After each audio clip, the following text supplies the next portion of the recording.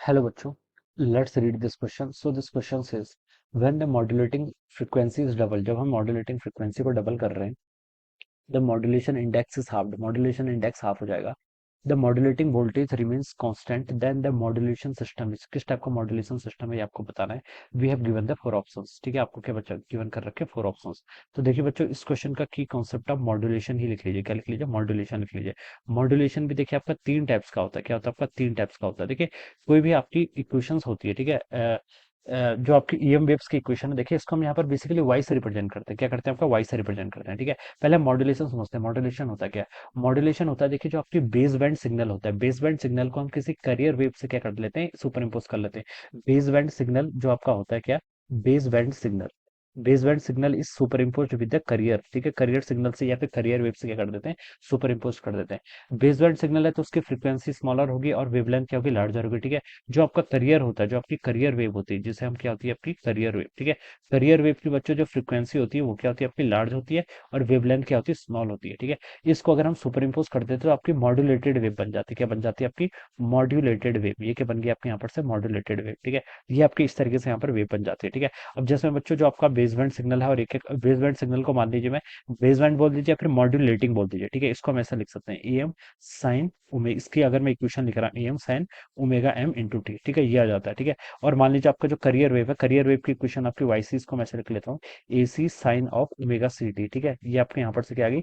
This is our, ये तो आपकी क्या है? आपकी मॉड्यूलेटिंग वेव की इक्वेशन है. This is the equation of the career wave. ये आपकी करियर वेव की इक्वेशन है. ठीक है, अब इन दोनों को देखिए अगर मैं ऐड कर देता हूँ तो ठीक है बच्चों, तो अगर मैं इन दोनों को ऐड कर देता हूँ तो मॉड्यूलेशन के बाद आपकी इक्वेशन कुछ इस तरीके से आती है. मान लीजिए, ठीक है, मान लीजिए यहाँ पर क्या होता है? आपका एम्पलीट्यूड मॉड्यूलेशन हो रहा है, तो ये हो जाएगा आपका ए सी प्लस ए एम, क्या हो जाएगा? आपका sine of omega m t. ठीक है, ये आपकी इस तरीके से क्या बन गई? आपकी इक्वेशन बन गई. ठीक है, तो इस टाइप का देखिए मॉड्यूलेशन आपके तीन टाइप्स के होते हैं. एक होता है आपका फ्रीक्वेंसी एम्पलीट्यूड मॉड्यूलेशन, एक होता है आपका फ्रीक्वेंसी मॉड्यूलेशन, एक होता है आपका फेस मॉड्यूलेशन. ठीक है, आप आपकी जो वेव है, ठीक है, आप क्या कर सकते हैं? जो आपका बेस बैंड सिग्नल है उसको आप इम्बेड कर सकते हैं आइदर एम्पलीट्यूड में, आइदर फ्रीक्वेंसी में, और किसमें? फेस में. ठीक है, इन तीनों में से आप किसी में भी क्या कर सकते हैं? आपका जो बेस बैंड सिग्नल है उसको क्या कर सकते हैं? इम्पोज कर सकते हैं. तो अगर एम्पलीट्यूड में इम्पोज कर देते हैं उसे एम्पलीट्यूड मॉड्यूलेशन बोलते हैं. दूसरा आपका फ्रीक्वेंसी मॉड्यूलेशन होता है. ठीक है, और थर्ड क्या होता है? आपका फेस. ठीक है, देखिए एम्पलीट्यूड वाली टर्म ये है, ये आपकी ओमेगा वाली टर्म है, ये यहाँ पर आपकी क्या है? एक फेज वाली टर्म भी आती है. ठीक है, तो ये तीनों के करस्पॉन्डिंग क्या होते हैं? आपके डिफरेंट डिफरेंट आपके क्या होते हैं?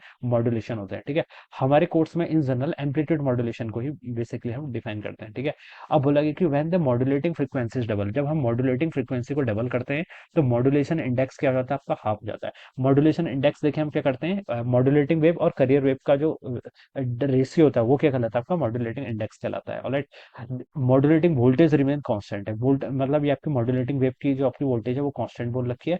देन द मॉड्यूलेशन सिस्टम इस किस टाइप का मॉड्यूलेशन सिस्टम होगा? तो देखिए बच्चों, यहाँ पर आप फ्रीक्वेंसी को डबल कर रहे हैं. क्या कर रहे हैं? मॉड्यूलेटिंग फ्रीक्वेंसी को डबल कर रहे हैं. इसका मतलब ये आपका फ्रीक्वेंसी मॉड्यूलेशन का केस होगा. कौन सा? फ्रीक्वेंसी मॉड्यूलेशन का केस. ठीक है, अगर आपका एम्पलीट्यूड मॉड्यूलेशन होता है, एम्पलीट्यूड मॉड्यूलेशन को हम कैसे डिफाइन करते हैं? ये आपका होता है, देखिए, amplitude of the modulating wave divided by amplitude of the career wave. इसका रेशियो आपका क्या कहलाता है? This is called for modulation index for the amplitude modulation. Okay, तो इस पर देखिए आपका कोई चेंज नहीं आ रहा है. ठीक है, इस पर आपका कोई चेंज नहीं आएगा क्योंकि हम यहाँ पर मॉड्यूलेटिंग फ्रीक्वेंसी को डबल कर रहे हैं. तो फ्रीक्वेंसी को अगर चेंज करेंगे तो आपका सीधे से आप बता सकते हैं जिसका करेक्ट आंसर होना चाहिए वो क्या होना चाहिए? आपका फ्रीक्वेंसी मॉड्यूलेशन. एम्पलीट्यूड पर कोई चेंज नहीं आ रहा है, फेस की भी हम यहाँ पर बात नहीं कर रहे हैं, तो आपका फ्रीक्वेंसी मॉड्यूलेशन इसका राइट होगा. डी पर लिखा all of this should be incorrect. ठीक है, तो आप सीधे से बता सकते हैं बच्चों, देखिए ऑप्शन सी क्या होना चाहिए? इस क्वेश्चन का आपका करेक्ट आंसर होना चाहिए क्योंकि फ्रीक्वेंसी आपकी क्या हो रही है? चेंज हो रही है. इसका मतलब आपका मॉड्यूलेशन किस टाइप का होगा? आपका फ्रीक्वेंसी मॉड्यूलेशन होगा. Alright, so this would be the answer. So I hope you all understood this concept. All the best and thank you so much.